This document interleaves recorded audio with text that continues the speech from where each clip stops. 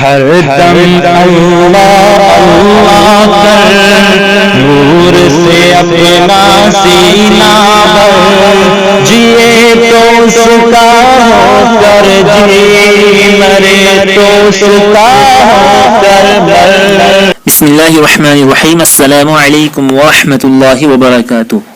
عالمگیر مذہب YouTube channel کے معزز ناظرین و سامعین، آپ کا خیر مقدم ہے، استقبال ہے۔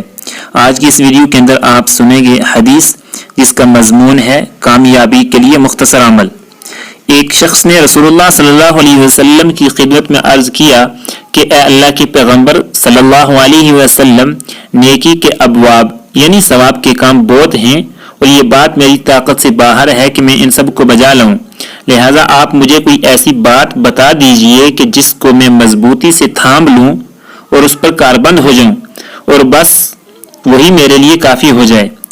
اسی کے ساتھ یہ بھی عرض ہے کہ جو کچھ آپ صلی اللہ علیہ وسلم بتائیں وہ بہت زیادہ بھی نہ ہو، کیونکہ خطرہ ہے کہ میں اس کو یاد بھی نہ رکھ سکوں۔